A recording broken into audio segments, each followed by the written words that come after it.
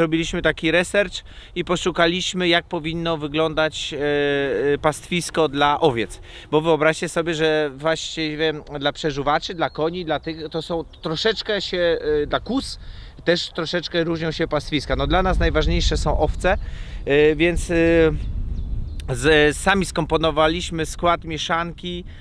Czy najpierw chcę zakryć tą ścianę, później do tej ściany zrobię podbitkę.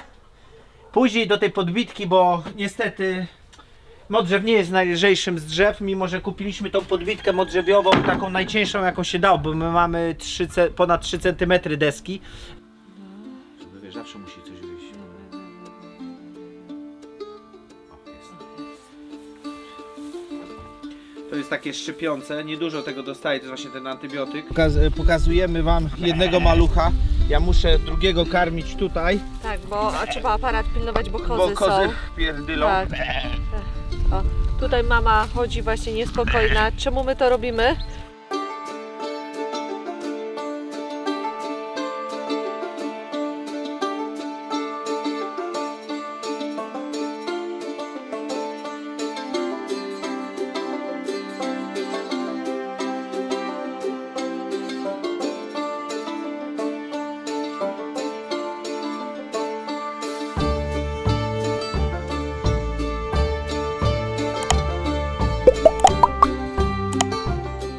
Za tym, słuchajcie, wstaję jak co rano.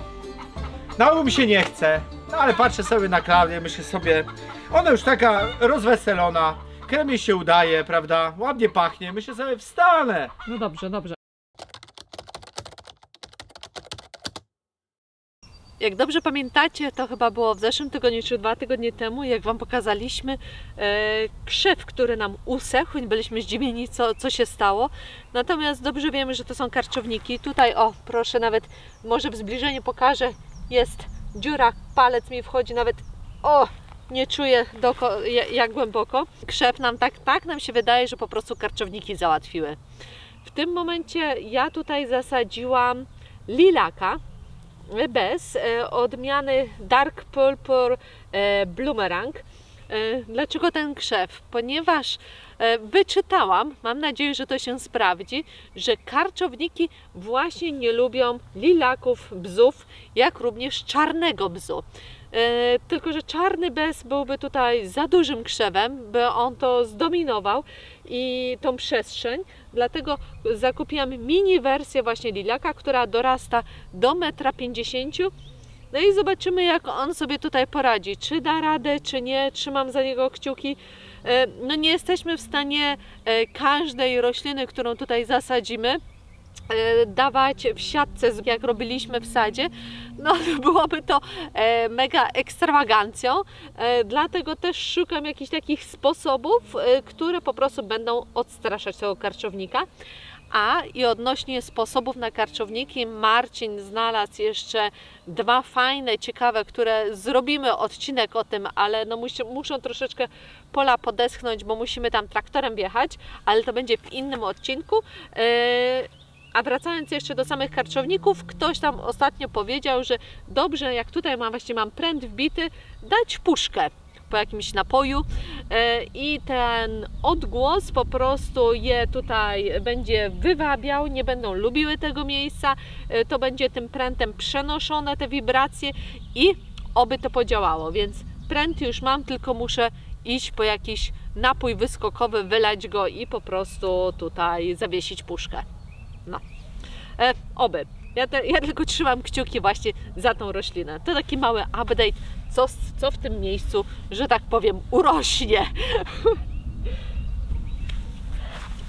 Oczywiście siatka metalowa jest tylko dla piesków, żeby na razie one tutaj nie chodziły, żeby nie rozkopały tej sadzonki, żeby ona za sekundę nie wylądowała z korzeniami na wierzchu i nie schła.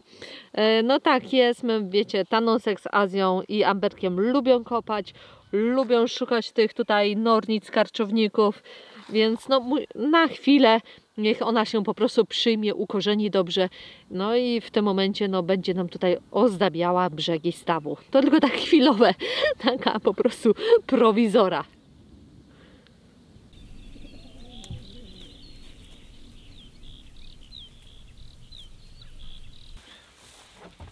To jest takie szczypiące, niedużo tego dostaje, to jest właśnie ten antybiotyk. Ale już powiem wam, że je, bo widzieliśmy, że je. No i on tutaj trochę będzie się dziwnie ruszał, bo go to piecze. Ale momencik tylko piecze. No i widzieliśmy, że już je, że pije sam wodę. No bardzo dobrze to wygląda, przy czym kubka już jest taka... No nie wiem, no gęsta Jeszcze, nie, ale też nie, że woda, gęsta. co nie tak pomiędzy. Tak. Czyli dalej... Żabciu, może dać? Ale nie śmierdząca nic. Jeszcze, co? Ja uważam, że tylko że dajmy ich tych Tak. elektrolitów dwie szczykawki. Dobrze. No to tak jak ostatnio. Tak jak ostatnio. Poczekaj, to ja Mimo, że on pije i je mleko, bo przed chwilą staliśmy, widzieliśmy chyba z minutę, półtora ciągnął. Także, ale lekarz mówi, słuchajcie, dla pewności, weterynarz, dla pewności dawajcie mu, no on miał przecież moment, dalej ma rozwolnienie, więc dalej się poniekąd tam odwadnia. Nie wiem na ile takie mleko, ale on pije wodę już, co nie? To już też Proszę? inaczej. No tak, pije wodę, to jest dobre akurat, prawda? Dobra. Gdzieś tam do tego właśnie. Tak, wiesz. Tutaj właśnie. I takiemu teraz z niego wielbłądka robimy, aż dwa takie garby rosną, zanim ta woda się Wchłonie. Ale wchłonie. wiecie, jak on ma rozwolnienie, to się łatwo może odwodnić. No. A teraz popatrzcie jak się szarpie, jakbyście widzieli jak on był. Jakby on Wiesz mógł co, może stać- tu na No górze. właśnie O, próbuję właśnie jakoś tak. Ojej, dobra. Znaczy on jest taki napięty, wiesz? Powiem wam, że to jest całkiem inne zwierzę niż było 2 dni temu. Już walczy o swoje. Ma już siłę, a wcześniej był taki zdechlaczek trochę. No ja wiem, że nikt tego nie lubi. Już ostatnie dni to są. Jeszcze chyba jutro tylko. Po co gówno jesz? Tu wszędzie jest dużo gówna. No to prawda, no ale to nie są to Amber je, te główienka. Ty nie musisz. Co to jest Amber? Twoja ciocia. Nie znasz swojej cioci? Trochę znam. Taka głupiutka. No głupiutka. Czarniutka jak moja główka. Czarniutka. Lubię ją. Wiem, że ją lubisz. No, będzie takiego ma. Tak, a to zaraz zejdzie. Jeszcze jednego. Teraz mu lewą nogę nawodniłaś, to teraz ją prawą nogę nawodnimy. Dobrze.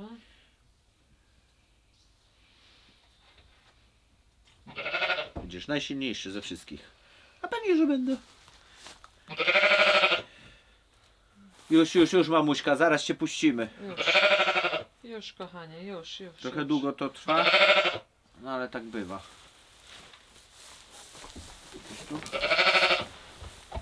No wiesz, w drugą stronę jakbyś muszę się wbić. Muszę to podnieść, wiesz, bo on jest napięty taki, to mi ciężko, wiesz, tą skórę, żeby to się... Ja nie wiem, wiesz, mi ciężko jest, bo ja nie mam kontroli teraz nad nim. No to weź go tak jakbyś chciał, Ja bym wolał tu. Dobra. I ty sobie szukaj go. Bo ja się boję, wiecie, bo jak on się szarpnie, to może Klaudii, no nie wiem, gdzieś go tam pokuć, wyjdzie igła, musiał jeszcze raz być pokuty.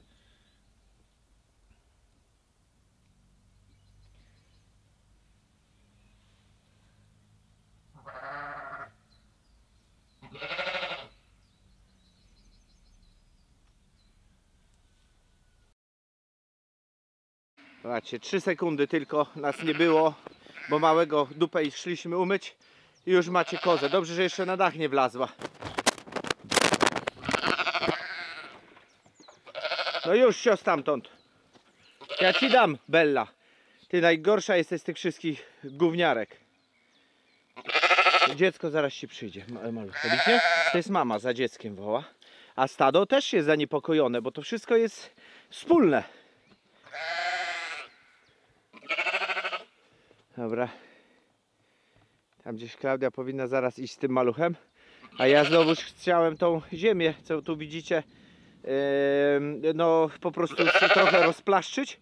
I później zmienię koparkę na glebogryzarkę. I glebogryzarką przelecę to wszystko. No i będzie można od nowa ustawić płot, no bo już nas to wkurza, ten taki burdelik. Lubimy jak jest porządek. Przynajmniej na tym pastwisku myśleliśmy, że już mamy wszystko skończone, no ale właśnie wypadł ten drenaż. No niestety ta ziemia to taka glino ziemia wymieszana, no, bez rewelacji, ale się przemiksuje i dojdzie. My tak dużo dorzucamy tu materii organicznej, że to podejrzewam. O, leci Klaudia. napojony, wymyty, to mu się brykać chce. Nie, do mamy chce. No już. Gdzie ta twoja mama, co? Tutaj, tu. O, ale nawet, ty, popatrz, nawet do cyca nie idzie ze stresu, czy idzie?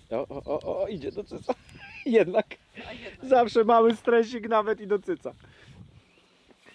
Bo cyce są fajne, prawda? Bellusiu, ty niedobra, cyce są fajne, co? Dobra, ja wsiadam na traktor.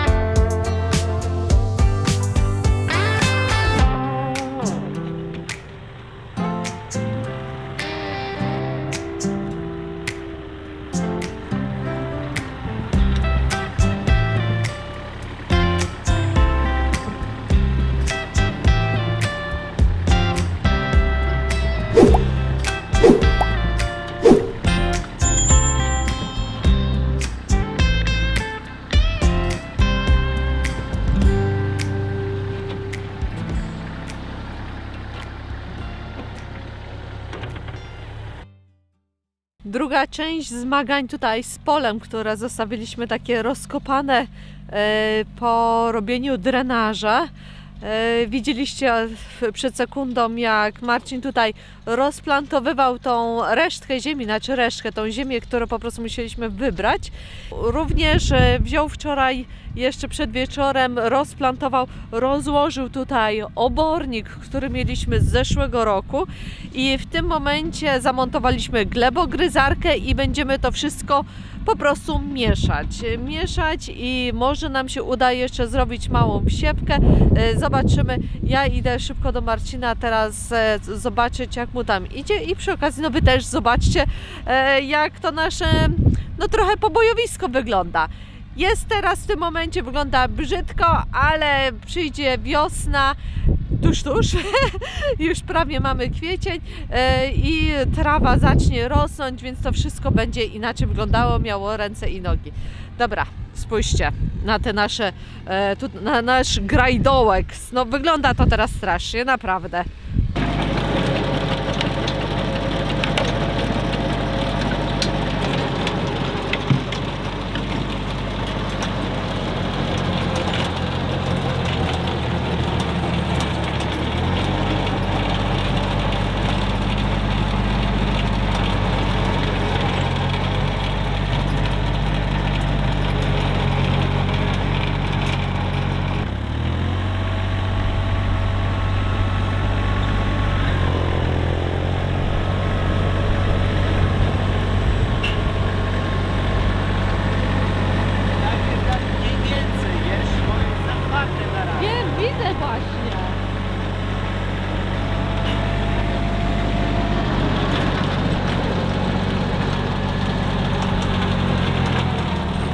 Marcin jest teraz w najgorszym miejscu, bo tutaj wyścielaliśmy słomą, bo zawsze było mokro i teraz to nie schnie, powiem wam. No bo jednak ta słoma trzyma wilgoć, no i próbujemy to jakoś rozplantować, więc co chwilę mu gaśnie traktor, zresztą słychać, jak ciężko mu idzie. No i tutaj jest to takie bagienko. No tutaj właśnie już pokazuję wam, w tym miejscu jest jeszcze tak najgorzej. O, a tak wygląda już tutaj odcinek, który Marcin skończył z glebogryzarką. Pięknie wyrównany. W tamtym miejscu może gdzieniegdzie jeszcze są takie nierówności, ale nie chcę za bardzo już jeździć tego, rozwalać na tyle, ile mógł to zrobił, ale i tak to wygląda już przyzwoicie w porównaniu do tego, co było wcześniej.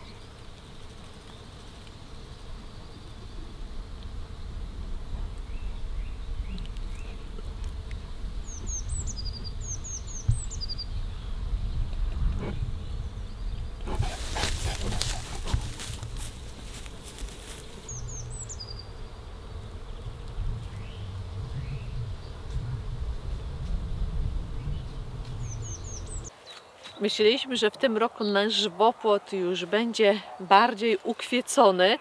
Natomiast no, niestety widzimy, że sporadycznie, tak jak w zeszłym roku, możemy zauważyć kwiatki. I właśnie chciałam Wam tutaj pokazać, bo widzicie, my mamy piękną mirabelkę, którą widzieliście na ujęciach. No, obsypana jest cudnie bielą, a zapach, no nie jestem w stanie Wam go oddać. Ale tutaj, żebyśmy nie byli gołosłowni, spójrzcie, mamy pojedynczy kwiat i tak znajdujemy je gdzieniegdzie. Już przeszliśmy całą nasze tutaj ogrodzenie w poszukiwaniu kwiatów i no, sporadycznie widzimy są zawiązki. Trudno, może w przyszłym roku będzie tego troszeczkę więcej, bo widzimy, że to, o, tutaj widzę następny pąk, ale już liście pojawiają się, więc tych kwiatów nie będzie za dużo. Nie wiem, ile lat trzeba czekać. Tutaj już w tym momencie to jest 5. sezon, idzie 5. rok tego żywopłotu.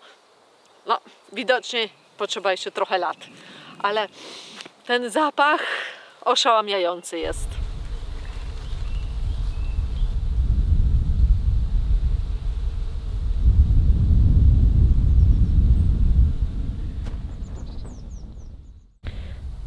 Przed Wami znajduje się w tym momencie świdośliwa w roli głównej. Już widać, pięknie budzi się do życia, tylko niestety na niedzielę zapowiadają nam mrozy i żeby nie było powtórki z rozrywki jak w zeszłym roku, że wszystko po prostu przymroziło i nie było ani jednego owoca. Więc trzymamy kciuki za ten rok, za niedzielę, aby ta temperatura troszeczkę się podniosła, nie tak jak zapowiadają -6.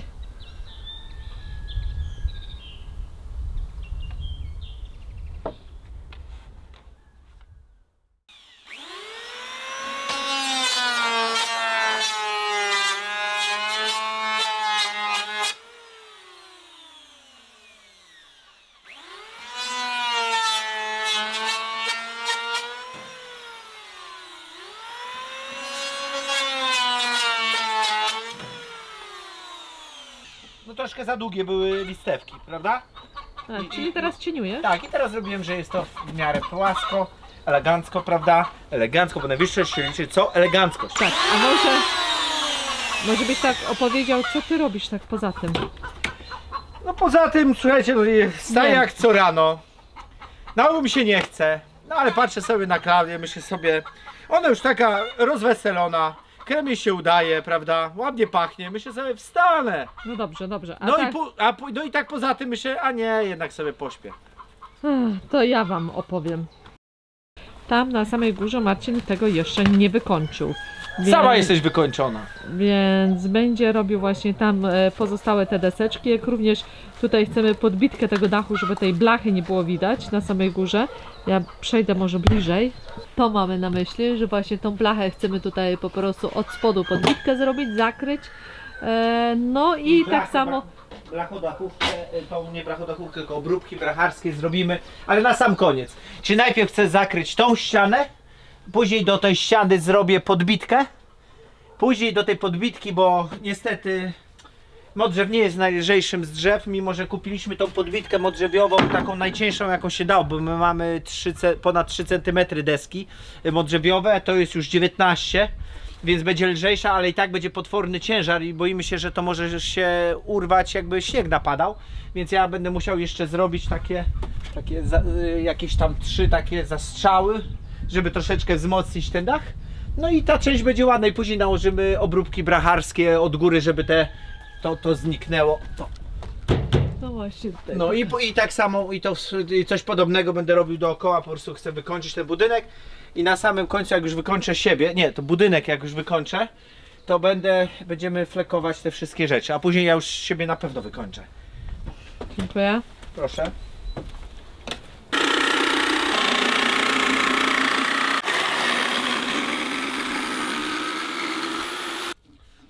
Dziura!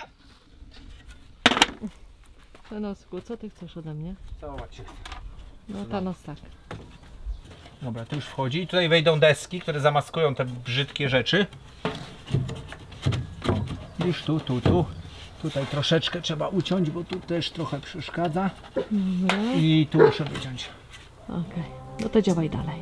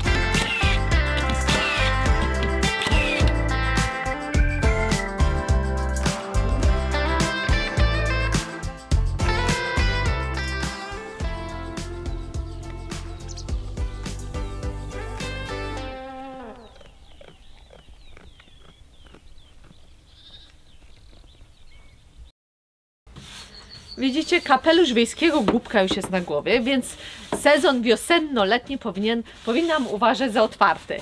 No, tak, krótki rękawek, dzisiaj 17 stopni. Tylko, że jutro ma być 1, a w nocy -5 i trzymamy kciuki, aby nie było, ale nie wiem, czy to się sprawdzi. Zobaczcie, co my teraz robimy. Zostało nam trochę oleju. Tak, bo Klaudia ostatnio z frytkami po prostu nie może przestać smażyć. Smaży te frytki, smaży. No i stwierdziliśmy, co zrobić z fryturą. No. Zrobiliśmy próg, to zresztą już widzicie i wiecie, i oleju nam trochę lnianego zostało i postanowiliśmy po prostu pociągnąć to, żeby się skomponowało z naszym domkiem, żeby to nie wyglądało tutaj jakaś budowla jedna, tutaj druga, żeby to trochę miało więcej ładu i składu. Więc robimy tylko w tym momencie na razie front, bo będziemy musieli się za cały tył zabrać, tam zrobić porządek z tymi beczkami i pozabezpieczać, żeby nam kury pod kontener nie wchodziły. Tak, tutaj wierzby wycięliśmy, żeby też te przejście, bo nie troszeczkę całą, takiej kosmetyki. Nie całą wierzbę, wierzba jest, rośnie, ale musieliśmy po prostu kilka gałęzi, no niestety poświęcić, ale kozy jedzą. To nie to, że poszła na zmarnowanie. Kozy są zadowolone, wszyscy zadowoleni. No. Fajny kolor dostaje, no jak dom, jak nasz dom się robi. Oprócz tych dziur. Troszeczkę bardziej tam, widzisz? Jakoś, ja widzę suche miejsca, zobacz. Jeszcze. Tu, no jeszcze. Tam na całej długości, zobacz, widzisz? O. Jakoś tak nie dociągasz. O. Chyba pod światło. I ta wyżej tak samo. Ale fuszerę odwala. Nieprawda, a to wysycha. Co ty gadasz tak szybko? No pewnie. To jest, wiesz, wyschnięta deska tutaj, popatrz, tu też tak jakby, ale ja tu wszędzie... No ale tutaj, a ten bok? O, no zobacz tu. Wszystko robione Tak? było. Aha. Wiesz, No to dobra, czepiam się. Pije. No pije. No. Pierwszy raz, najgorszy. No, bardzo lubimy to miejsce. Czasami sobie tutaj wieczorem usiądziemy latem i właśnie tu mamy króliki, ptaszki śpiewają, no ładny tutaj jest stąd widok. Zachód słońca tu jest ładny. No bo akurat słońce zachodzi nam na wprost. Na wprost. No. I te kolory, powiem wam, że to wpływa na te, bo tak pomarańczowo się robi tak cieplutko. Jakby człowiek płonął w ognisku, na przykład jak wiedźma na stosie. Bardzo przyjemne uczucie. Tak, wiedźma na stosie, sam jesteś wiedźmą. Z kim się przystajesz, Ale przystajesz. powiem ci, że teraz patrzę w kamerę, różnica niesamowita. Tak? Tak oglądacie i przy okazji, jak jesteśmy tutaj, chcieliśmy was przeprosić, że w piątek nas nie było, ponieważ mieliśmy jednych gości, drugich gości i jakoś po prostu skumulowanie było pewne i nie wyrobiliśmy, więc przepraszamy, odpoczęliście trochę od nas, więc macie dzisiaj. No. Ale piątek miał być bonusowy, przypominam. Tak, no dobra, bonusowy, no ale tak jak wyszło. Samo życie. No tak mówiliśmy wam, że planowaliśmy te piątki bardziej takie techniczne robić, czasami po prostu czasami nie ma tematu, czasami my po prostu mamy inne rzeczy i nie możemy też pokazać wszystkiego. Ale chcieliśmy skorzystać z tej pogody. Powiemy wam, że po prostu jest kilka dni właśnie takich ładnych, ciepłych i chcieliśmy coś nadrobić, a nie zawsze człowiek idzie z tą kamerą. Jest trudniej, 2 razy dłużej lub 3 razy dłużej pewne czynności, które nakręcamy i wam pokazujemy i to nie idzie tak szybko, a teraz tak jak a my teraz doimy owce. Ojej, bo jedna... o Boże, koszmar, słuchajcie, z dojeniem owcy. No to jest koszmar. Później wylejemy schodek, bo widzicie, że zrobiło się troszkę wysoko. Tu. Wylejemy albo z pustaków coś ułożę, a jeszcze nie wiem. Ale ładnie to wygląda teraz tak z tym kolorem. No tak jak do domu pasuje. Tak. I jest daszek, i jest daszek też, podbitka też jest modrzewiowa. Jeszcze oczywiście tam pójdzie obróbka. Tak, obróbka blacharska, no i muszę następne strony robić tego budynku, ale mi się nie chce. No jak jest front, to po co zrobić tył? Dobra.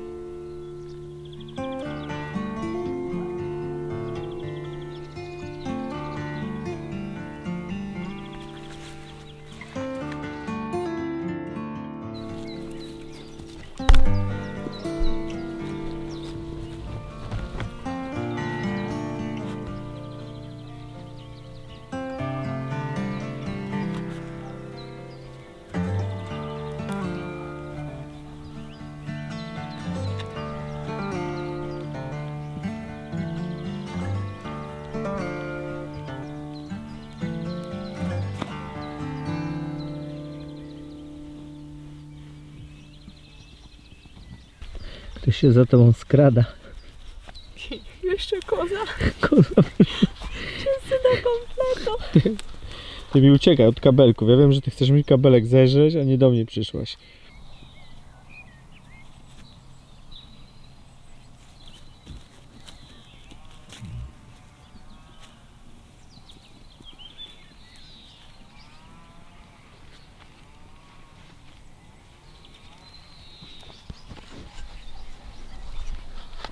No wiadomo, kto?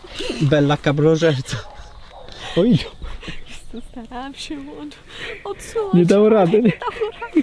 To uparte ciele jest straszne. No, straszna jest. No magiczny dzień. Magiczny dzień. Idą wszystkie kozy. To do was chyba jutro kuleczka dołącza, nie? Chyba niedzielę.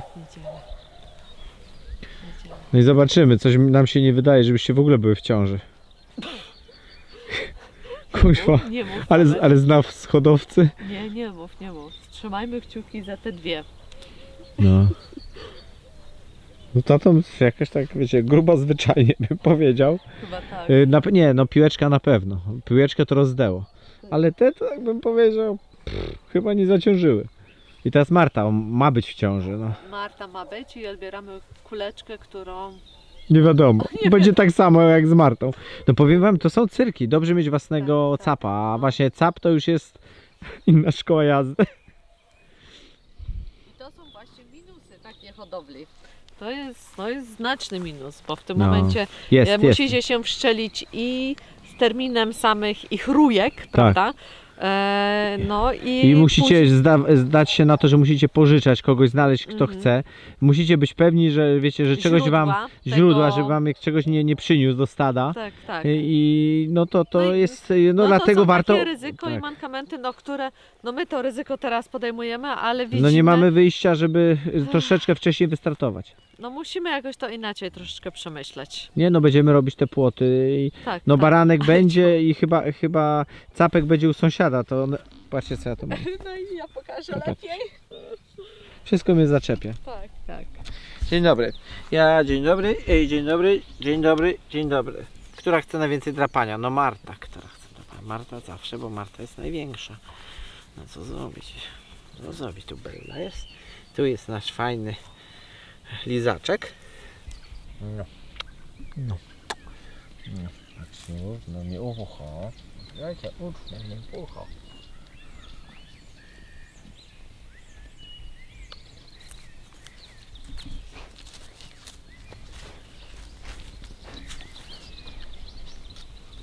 One się gryzą w uszy. One się gryzą po uszach. Na plecach lizaka. Lizuś.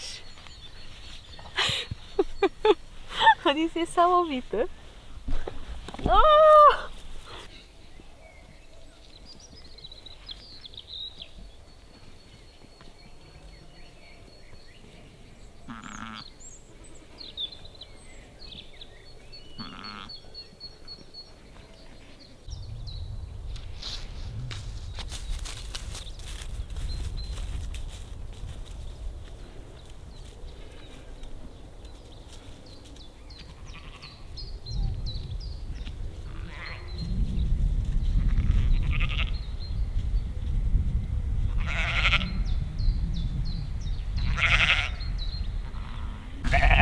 Oj, nie uda się to kręcenie.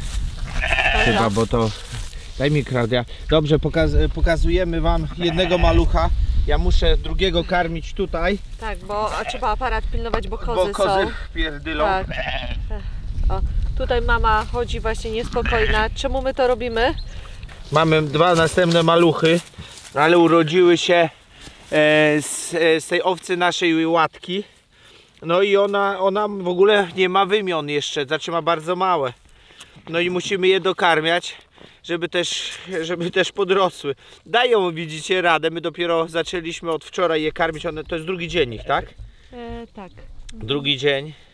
Zaczęliśmy od wczoraj karmić. Dzisiaj jest trzeci już. Tak. Trzeci dzień. Czyli od drugiego dnia były karmione. No i co, sobie żyją, no po prostu nie dojadają, bo widzimy, że się chudziutkie takie za to mamą nie kicają, takie się No dużo mniejsze. Włóczą za nią, ale to odkarmimy i one nabiorą siły. Słuchaj kolego, ty masz jeść. No poczekaj, mój już zjadł, ale wiesz, no powolutku. Ile twój zjadł? Poczekaj, zaraz ci powiem. Ale w ogóle nie chcę ten mały, ten mniejszy, mniej to ciągnie. Moja też twój też nie. Może najedzone są już dzisiaj po wczorajszym wieczornym jeszcze karmieniu, chyba jeszcze. Jak wiesz, po nocy? Przecież to ciągle żry. No nie wiem, co mam ci powiedzieć. Nie, troszkę. Nie? Czekaj, ty kolego, ty jesteś najedzony, ty grubasie, to ty jesteś złodziej pierwsza klasa. Kradną sobie mamatofy cholerne te żarcie. Znaczy nasze tej nóżce nie kradną. Tam nie ma co kraść. Ale No. te inne to podkradają innym matkom cały czas. Kolego, bo ja nie chcę, żeby mleczko wystygło, chodź tutaj. Ja A generalnie 2 chłopaków. Tak, powiem wam, że mamy złoty strzał na 6 owiec, baranki, wyszło 5 baranków i 1 owieczka. No nie można powiedzieć na 6 owiec, jak to właściwie powiedzieć? 6 jagniaków, wyszło 5 baranków. No u nas jest męsko. U nas jest ostro męsko. Zobacz, że twój brat tak ładnie. No masz tutaj, no. No tutaj są. Jesteś kiepska matka, bez cycków i jeszcze pyskujesz? Jesteś taka jak Klaudia. Już nie gadaj. Ty to byś już nie jednego wojownika wykarmiła. Ale nie, zobacz, nie powiększyły jej się tutaj trochę, patrz. Się. Powiększyły jej się. Powiększyły jej się, urosły. My Że ona była płaska wczoraj. No wiem, To jak to jest? no to ja nie wiem, rozdoiły ją? Rozdojają ją. Rozdoiły ją chyba. No popatrzcie. Też nasza wina, no my tą infrastrukturę budujemy, ona powinna być starsza. Ona miała 8 miesięcy, jak zaszła w ciążę, my preferujemy od 12 w górę, właściwie preferujemy, nasze były chyba, ile, 14-miesięczne do Limoli? No ale tak, półtora sezonowe były. No nie wiem, dużo. I tutaj nam nie wyszło, O, no nie mamy uciekły. infrastruktury. Ale popatrz, i gonią Ale za nią. takie żywe są. Widzisz? Masz, już od wczoraj, no mówiliśmy wam, to co, one nic nie zjadły. No wiesz co, u mnie zjadła, bym powiedziała, może z 20 ml. A u mnie to nie wiem, bo miarka się dopiero zaczyna. Aha. Nie jest łatwo, my do nich podchodzimy, a te dyla dają. No bo niestety to jest nóżka. Nóżka jest taka strachliwa i no nam się ona nie podoba jako owca, szczególnie, że ma tą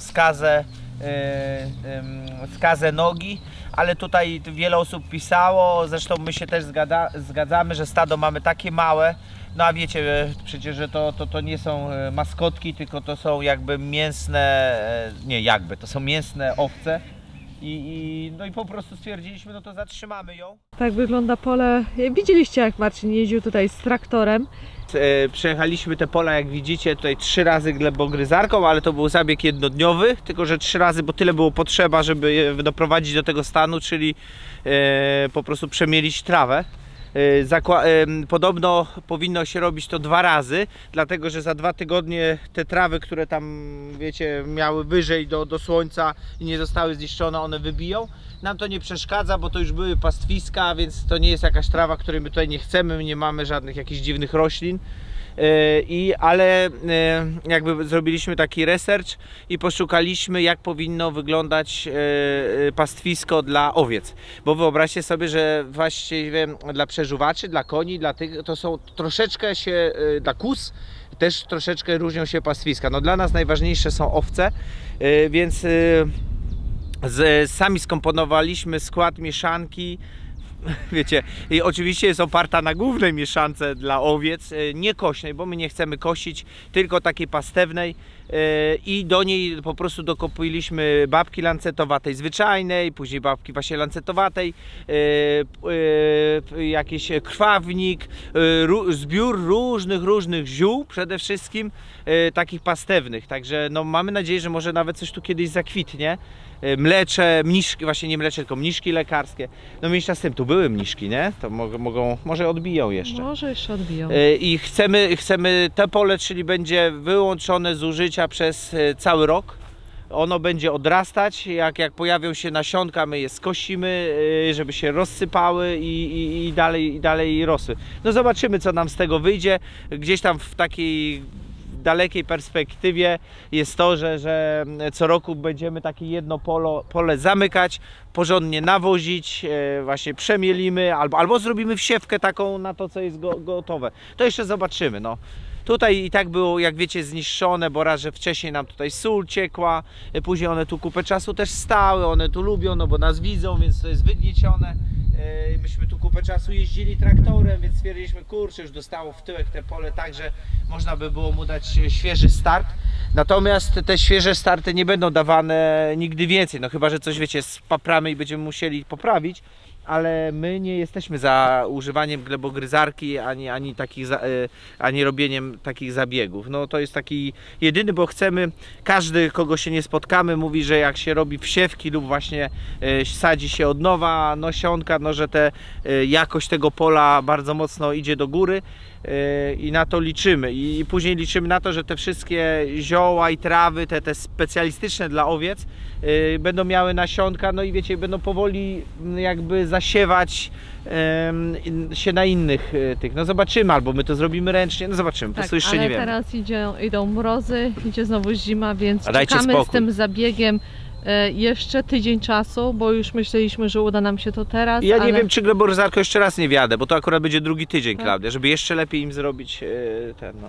No dobrze, no to czekamy teraz na pogodę, ale nie na śnieg. Tak, w nocy ma być, wyobraźcie sobie, po -5 przez 2 noce, to mówiliśmy chyba 100 razy, ale ludzie w komentarzach też narzekają, tam związani właśnie z gospodarzeniem, bo to jest nieszczęście, to jest nieszczęście dla pszczół, to jest nieszczęście dla wszystkiego, co kwitnie, dla sadów, no naprawdę to taki przymrozek o tej porze, no za ciepło było, przecież wczoraj to było chyba z 19 stopni. Tak. Jest jak jest, nie ma co gadać, no przyroda. Dokładnie, lecimy dalej. Także sprawdza się wspaniałe hasło, że rolnik śpi, a wszystko samo mu rośnie. Czy tam samo mu rośnie. Widzicie, jak to samo rośnie. Przyjdzie przymrozek, wytnie wam plony, wytnie wam na przykład miododajne rośliny, wytnie wam jabłonie, nie będziecie owoców mieli, wytnie wam, nie wiem, coś, co warzywa macie. Generalnie przymrozki są naprawdę kijowe. Urodzi wam się owca, która ma za małe, matka ma za małe wymiona i nie dokarmia, to trzeba dokarmić. Dostanie sraczki mały, no to trzeba tą sraczkę przecież wyleczyć. I widzicie, no i cały czas coś. Później, teraz zaraz powinienem, podejrzewam, że zimno, dobry pomysł. Tą oborę trzeba już wynieść i zacząć tam powolutku robić porządek. Jest tak w kółko Macieja, a wcale to nie jest taki łatwy chleb, no ale je się bardzo dobrze. To warte jest tej pracy całej. No i przebywanie ze zwierzętami jest warte tej pracy. Klaudia mi pokazuje, żebym podciął sobie żyły chyba tu. Nie wiem, co to znaczy. No, domek wygląda całkiem ślicznie. Popatrzcie, jak kolorystycznie się zbliżył do naszego domku. Tam ta góra mogłaby być jeszcze, widzę, troszeczkę trzepnięta. Patrzcie, jaki dół jest ciemny. Teraz to widzę. No zmieniają się, to wszystko żywe i naturalnym zabezpieczane. To właśnie babki lancentowate. W tej mieszance nie było kupówki pospolitej. To jeszcze tu dokupiliśmy. No i oczywiście ciekawe, że składu nawet nie ma. Może tu jest skład. A tu jest tymotka łąkowa, życica trwała, co tu dalej? Kostrzewa łąkowa, kaskada, patra, kostrzewa czerwona, kostrzewa trzcinowa, swoj, to nawet nie wiem, kończyna łąkowa, dajana, życica wielokwiatowa. No i to może komuś coś to mówi. No i do tego jeszcze nie przyszły ten zbiór właśnie ziół, który tam chcemy dorzucić. Powiemy wam, że nasiona są kosmicznie drogie. Nie sądziliśmy, że są tak drogie. Wiadomo, że wydajność tego jest niesamowita. Żeby to nie było, to są miliony prawdopodobnie nasionek. Ale drogie to są. Takie robienie pastwisk jakby na to, co oczekujecie od nich, żeby były w pełni, to są drogie zakupy. Jak na nasionka, nie? No tak, może nieprzyzwyczajony właściwie.